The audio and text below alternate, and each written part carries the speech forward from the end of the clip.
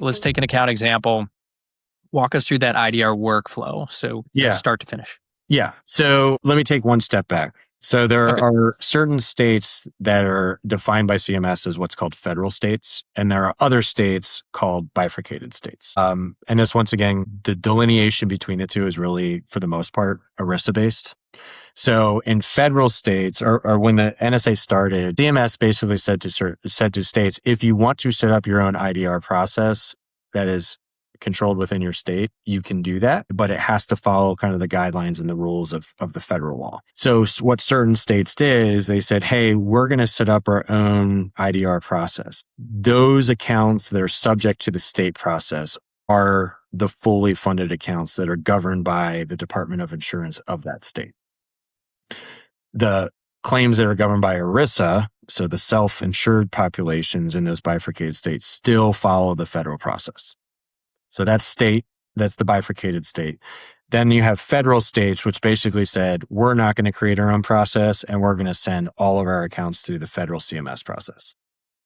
So you have to look at what state you're in to make sure that you're sending these accounts first to the right place.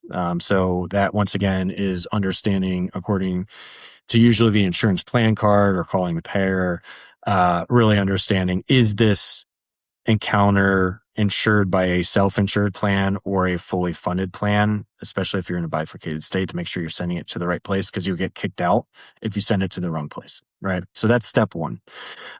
Then after that, there is a very defined time frame in which you have to take certain actions according to CMS guidelines.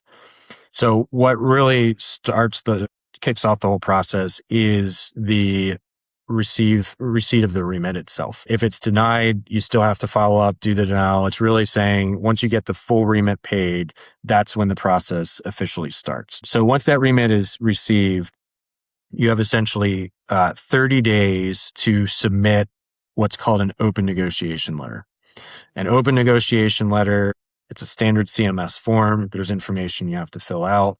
Typically on the EOB, there will be an NSA email address that all of these forms need to be sent to. So you have to send that form in. Once you send that in within that 30-day window, that kicks off another 30-day window for the payer to respond.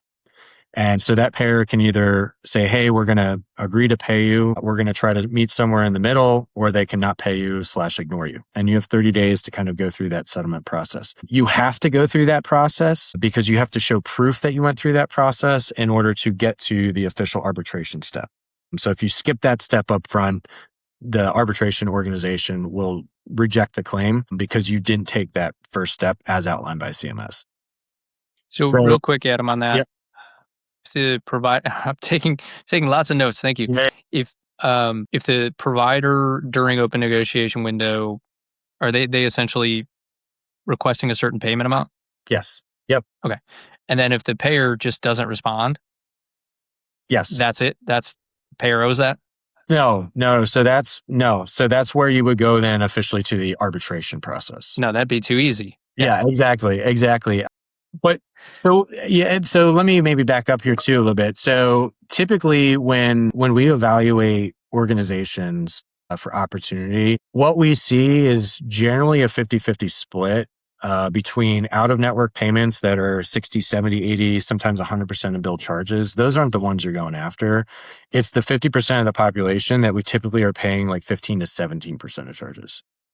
That's the population that we're targeting. So, and that's what that payer has submitted as saying, we view this as fair payment for this particular service. So that's called their QPA, which is the Qualified Payment Agreement.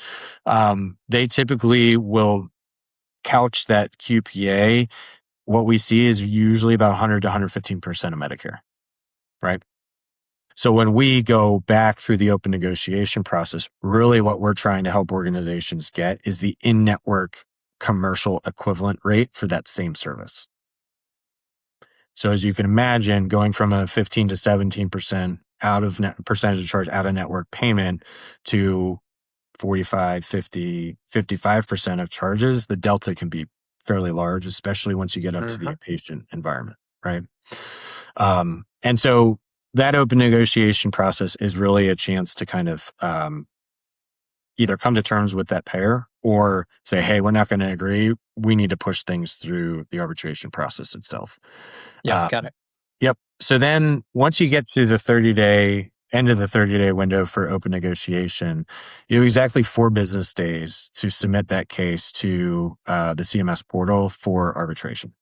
And some states differ a little bit in terms of that, but we'll talk about federal process in general. But you have 4 business days essentially to get that information submitted. That process is very time consuming because as opposed to a single letter with some very small level of information during open negotiation, once you get to the arbitration process, the degree and succinctness of your argument needs to be magnified because once you get to that 4-day window, you really need to bring together what we'll call demographic information around the hospital. So who are we as an organization that commands premium in-network rates for these particular services?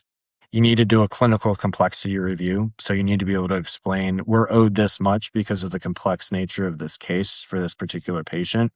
You need to do a financial comparison. So you need to be able to clearly demonstrate, here's my in-network commercial rate. Here's what I got paid. Here's Medicare. Here's Medicaid, right? For that particular service and that geographic region or hospital. So it's not just like a broad-based thing. Like you actually have to have specifics. So yeah, those are kind of the core elements of the argument, but that takes time because you need somebody to evaluate the medical record, to pull out the clinical information. You need somebody to take a look. What did they pay us? Let me take a look at all the other rates that we got paid if it was like an in-network Blue Cross payment, right? So all of that stuff has to take time. And in the meantime, you're getting new ones come in because they're running out or running off of their open negotiation period. And then you need to adhere to the 4-day time period. So you can see how it gets like very complex very quickly if you don't have a great structure to manage just the workflow itself, let alone automate the information collection and aggregation that you need to do to be successful in arguing these cases. But once you get past the 4-day window or within that 4-day window, you submit everything to the CMS portal. At that point, you're given a dispute number. And then within that portal, you can select which IDRE you want to utilize for that particular arbitration, right? And there's 13, I think it's soon going to 15, but there's 13 different vendors that you can select. But the payer can reject that selection up to 3 different times, right? So I can say, I want vendor 1, the payer says no. I want vendor 2, the payer says no. You say, I want vendor 3, payer says no. 4th time, it gets automatically assigned.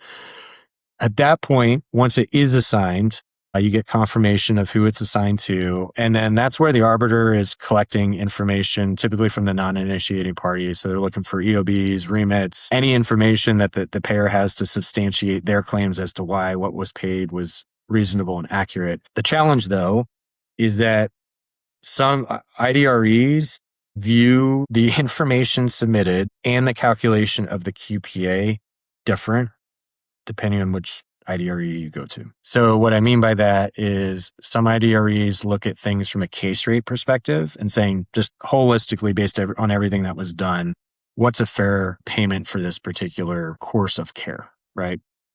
You have other IDREs that say, no, we want to look at every single CPT, HCPCS, DRG code to come up with our fair assessment of what should have been paid for this.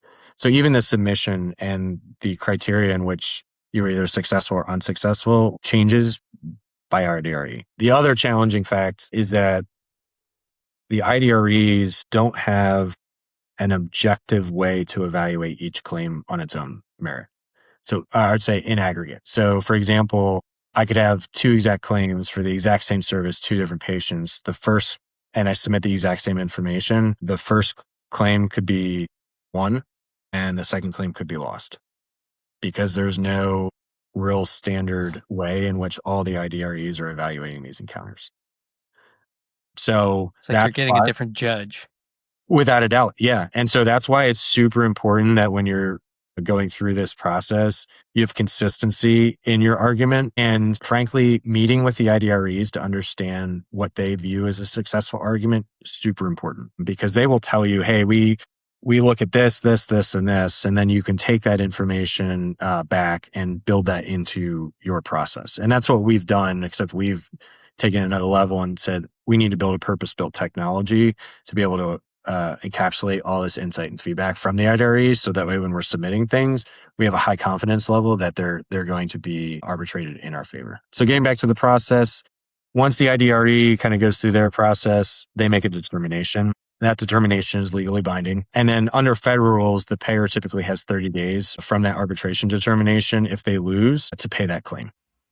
This show was brought to you by Real Partners Consulting, a free-to-provider vendor selection support company. We help healthcare providers find the right revenue cycle partners across technology, consulting, and managed services at no cost to you. If you like what you've heard from today's guest, or if you're looking for any other partner in the revenue cycle space, let us do the heavy lifting for you. Reach out to me, your host, Ryan Downs, on LinkedIn or at rdowns@realpartnersconsulting.com, and I will personally help you find the right fit. Now let's get back to the episode. I'm gonna try and do the impossible here, Adam, and then maybe one more question, then parting advice. All right. So I took a bunch of notes to try and recap this. So let's see if we can do it. The NSA IDR process. So it starts with what account actually qualifies, and that you're going to look a little bit more deeply into, is your state federal or is it bifurcated? And then if it's bifurcated, is the plan that you're working with, the patient that you're working with, self-funded or fully funded? Yep. And then from there, you're going to do your normal denial and appeal dance. And then if at the end of that, you're still unhappy with the payment, you have 30 days for open negotiations with the payer. If you can't come to terms within those 30 days, where the payer then has a chance to respond, you'll get a whopping 4 days to submit your formal IDR. And that arbitration process, I mean, that's where you said that's incredibly time consuming. Think of any other arbitration anywhere else. Immediately what probably comes to mind is like lawyers, right? And time and resources and money. So it's not surprising that that's a highly sophisticated and demanding part of the process. Then from there, once you've submitted, you're going to select an IDRE. So you basically your auditor, your independent third party arbitrator. That's a process in and of itself where IDREs basically have their own rules. So you're going to want to say they have their interpretations of the rules are different. Better said, yes. In the same way that you mentioned kind of a judge before might interpret some rules a little bit differently, or evidence, so to speak, a little bit differently. Then when the IDR is actually assigned, the auditor from that IDR might request additional documentation. And then finally, they make a determination, and whatever that amount that is determined and agreed upon is legally binding, and the payer then has, generally speaking, 30 days to pay. So, holy cow. And that is an ongoing process with each of those qualifying accounts to, again, what we're showing to be incredibly high win rates for material amounts of money that also have these other positive benefits for providers.